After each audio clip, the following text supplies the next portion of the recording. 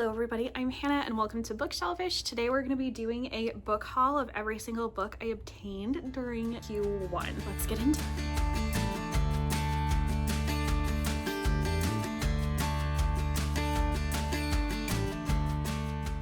First, some stats for you. Overall, for Q1, I obtained 40 books. I don't know whether that's a good thing or a bad thing. My TBR did net about +1 because between those 3 months I read 39 books off of my TBR. Of those 40 books, 1, 2, 3, 4, 5, 6, 7, 8, 9, 10. I read 10 of them, so 25%. Not bad. We're gonna go through the books I've already read first, and then we'll get into the ones that are on my TBR. If you are new to one of these, welcome. Usually I do them in reverse alphabetical order so that when I put them over here after I talk about them, they will be in alphabetical order, which is how I put them on my shelves. Let's get into it. All right, first up for books I've already read, I have Dawn of the North by Demi Winters. This is the third book in the Ashen series. I have really enjoyed this whole series and am very excited for the next installments. Next up, we've got We Who Will Die by Stacia Stark. I ended up giving this one 4 stars. Bottom line, I really liked it, but I did have quite a few problems with it. If you go and listen to our book club episode for We Who Will Die on my podcast or on the Chapter Chats channel on YouTube, you can listen to all of my very detailed thoughts about this book. Next up, we'll just talk about these 4 together. I put A Feast for Crows in this stack too because I did read it, although I didn't read it in Q1. This is the first book I finished in April, but this is it. A Song of Ice and Fire, first 4 books. We've got A Game of Thrones, Clash of Kings, Storm of Swords, and A Feast for Crows. I gave most of these 4 and 5. I gave all of them 4 and 5 stars. I think pretty much just A Feast for Crows was 4 stars. The rest were 5, I think. Really love this series and can't wait to keep it going. Next up, we've got Assassin's Apprentice by Robin Hobb. Really enjoyed this book. I read it in March and I can't wait to get going into more of the Realm of the Elderlings and Farseer trilogy with books 2 and 3, which, spoiler alert, you may see showing up on the TBR end of this video. I gave this one 5 stars. Next up, I've got Rings of Fate by Melissa De La Cruz. I hated this book. It will be going in my little free library. Next up, we've got Dark Age by Pierce Brown. I am actually about 2/3 of the way through this book and I would like to finish it in the next couple of days. I am on the edge of my seat. I love this series so much. And finally, for my already read books, I've got The Second Death of Locke by V.L. Bovalino. I really enjoyed this book. I gave it 4 stars. Let's get into the TBR of it all. So, reverse author order, starting with The Poet Empress by Shen Tao. This is the Owl Crate edition, and it's seriously so beautiful. They always are. Let me show you the naked cover. Gorgeous. I don't know anything about this book or I would be telling you more. Next up, we've got The Book of Blood and Roses by Annie Summerly. I also don't know anything about this book. It is in Luriel Pick. It says, I'll drive her insane and then I'll go and she'll spend time with the rest of her wretched eternity dying to taste me again. And the end page is just like a really severe looking coffin.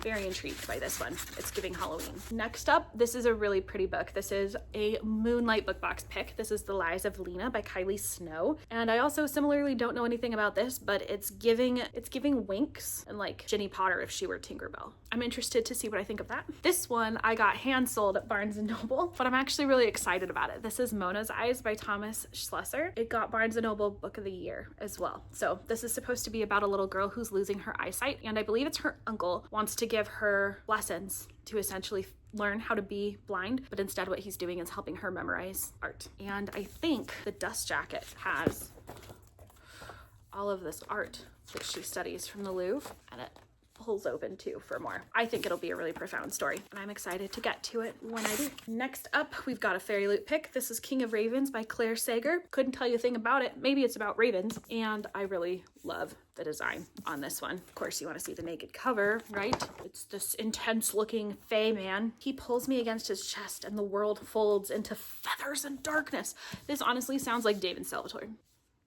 Next up, we've got The Hunted Heir by Holly Renee. This is from my friend Sam. This was a birthday gift. I think I own a bunch of other Holly Renee books, but I still have yet to read one, so this will be good motivation. Next up, we've got Stolen Midnights by Catherine Quinn. I also don't know a lot about this one. It says 3 Fates, 2 Hearts, 1 Destiny. It's romantasy, and I'm excited to see what it's about. I have a lot of Catherine Quinn books, but I haven't read one. Then we've got an Alluriel pick. This is The Lies That Summon the Night by Tassonia Odette. I really like like this cover. It says, "From the Art of Liars, the monsters came." Look at those spreads. Northern Lights is what it's giving. And it's got a map as the end pages. We all know I love a map. For my book of the month annual pick or whatever for the Lolly nominees, I went with Wild Dark Shore because it was the only one that I was like semi-interested in that I didn't have a copy of already. But I am really excited about this one. I kind of like the embedded Lolly statue on the back. This is about a seed bank, I believe, in Antarctica that a family keeps, and then some mysterious lady washes up on their shores. Should be good. I feel like people rave about this one. Next up, I've got The Wolf and the Crown of Blood by Elizabeth May. This is an Owl Crate book as well. Similarly, couldn't tell you a thing about it, but it looks pretty, so that's all I need. It's signed, which is cool. Princess and a war-weary god met in the ashes of a broken city, forging a pact in blood and sacrifice. Inspired by Beauty and the Beast and Eros and Psyche, this is a story where love is as deadly as it is irresistible. Sold. Next up, I feel like this book has been everywhere, so sorry that I'm the 18 millionth person to talk about it, but this is Theo of Golden by Ellen Levi. I bought this one purely because so many people I trust have absolutely raved about it, so very excited to dive into this one eventually. And then next, I feel like everyone thinks that I had this on my TBR already, and I don't have a good reason as to why I didn't, but this is The Will of the Many by James Islington, and I'm very, very excited. Now we're into the next stack. So I'll talk about these two together because they're the same book. This is the Owl Crate version of Graceless Heart by Isabel Ibanez, and this is the Fairy Loot version. And I like both of them so much, but Fairy Loot takes the cake for me, mostly because of just the beautiful colors. This one I think is about a girl in Florence. Yeah, as a sculptress, Ravana Mafi has always shaped beauty from stone, but she has a terrible secret. Desperate to save her brother, she enters a competition hosted by Florence's most feared immortal family, revealing a dark power in a city where magic is forbidden. Sounds pretty good. So that's Graceless Heart. I love both of these copies so much. Next up, I was sent this as an ARC by Scarlet Press, which is a new like romantasy division of Simon & Schuster. This is The Dark Lord's Guide to Dating and Other War Crimes by Tiffany Hunt. Don't know anything about it. Are you seeing a theme? This next one is a book of the month book. This is Lady Tremaine by Rachel Hawkhauser. Hawkhauser? I think I'm saying that correctly. This is supposed to be a retelling or like reimagining of Cinderella from Lady Tremaine's perspective. She is the evil stepmother, and I'm very excited. I feel like people have been saying really good things about this one. Next up, I'll talk about these together. I already kind of spoiled them for you, but we've got Royal Assassin and Assassin's Quest by Robin Hobb. These are the second and third books of the Farseer trilogy and the second and third books of the Realm of the Elderling saga. Very excited to jump into these. I have the audios for both of these on hold from the library, so once they come in, then I will start reading them. They're blurbed by George R. R. Martin. They're blurbed by Lin-Manuel Miranda. Anyway, those are coming up pretty soon, I hope, in terms of what I'll be reading. Then I've got The Sun and the Star Maker by Rachel Griffin. This is the Fairy Loot version. I love these spreads and the back cover. I'm pretty sure I'm a big fan, ooh, look at that, of the naked cover, even more than the dust jacket. It's so wintry and cozy, and I'm so excited to read it. There once was a village so far north that most considered it the top of the world, and in that village, the sun fell in love with her star maker. This is the same author as Bring Me Your Midnights. Wild is the witch and the nature of witches. So she's a big, big witchy girl. Very excited to read this one. Next up, my best friend Maddie is such a big fan of this book. And because of her, I can't wait to read it because she can be picky with romantasies. This is Half City by Kate Golden. I have read other Kate Golden books before. If you have read I don't even remember what they're called, but they're on my shelf. The Sacred Stones trilogy, that's Dawn of Onyx, Promise of Peridot, Reign of Rose. That series is by Kate Golden. And this one, I hear, is being received much better. Look at the bottom of that. That is a cool sprayed edge. Stop. Yeah, so very excited for this one. That's the Fairy Loot version. I think I said that already. This next one is Smoke and Scar by Gretchen Powell Fox. This is one of my Moonlight Book Box subscriptions. And this girl has purple hair. It looks like the Northern Lights. She looks like she can do magic or something. Look at the back. Look at the spread. End pages. Hello, she has wings. Okay, I'm intrigued by this book.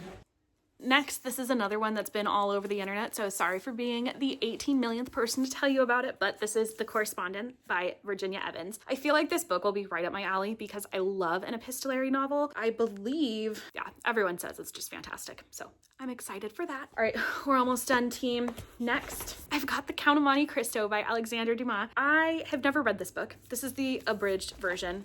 I got it for a book club that I'm supposed to be doing this April. I've been trying to read this book candidly since like 2023 and have never gotten around to it. So this is my month. This is my month. Next, I absolutely love this cover. This is The Odds of You by Kate Dramis. This is a Book of the Month book, and I think it's a second chance romance. The MC's names are Sage and Theo. Stop. Can't wait for this one. Next up, we've got Chasing Shelter by Catherine Cowles. I still have yet to read Catherine Cowles' book. She is on my list though, and I want to read everything that she's ever written because so many people love her, and I love every single cover she comes out with. Love them. Next up, we've got another Fairy Loot book. This is The Swan's Daughter by Roshani Chokshi. She is the same girl that wrote The Daughter of the Flower Bride, I think. Look at this naked cover though. So pretty. The Last Tale of the Flower Bride was what I was thinking of. Very interested in this one. We've got The One and Only Lightbringer by Pierce Brown. This will be the last book that's currently released. We still don't have a pub date for Red God yet, so I will have to savor this one until the next one comes out. Next, we've got And Now Back to You by BK Borison. I feel like I really enjoyed First Time Caller, but it wasn't like my favorite BK Borison book of all time, so I haven't been as eager to read this one, but I still think that I will enjoy it when I do. Next, I've got No Matter What by Cara Bastone. I fell in love with Cara Bastone last year, and I can't wait to continue reading her books. I still have Promise Me Sunshine to get to, and then this one when the time comes, and our very last book, Weaving Shaw by Hiba Al-Wasadi. Sorry if I'm butchering that. This is a Fairy Loot edition. It is beautiful per usual. Oh, black and gold. Let me show you the end pages. They're like foiled. Oh, it's so pretty. This looks like a boarding school book, and I love boarding school. Weaving Shaw, Cursed Estate on the Moors, Having Just Been Scarred for Life by Wuthering Heights. Might have to wait a little bit to read that one, but I think it'll be really fun once we do. I definitely can't pick up all of those books, but I will pick up these 3 to say goodbye to you. Thank you so much for hanging out with me today, and let me know any books that you're excited about that you got in Q1, or if you've read any of the ones that I talked about. I'd love to hear your thoughts on them. And I think that'll wrap me for today. Thanks for hanging out, and I will see you guys next time. Bye.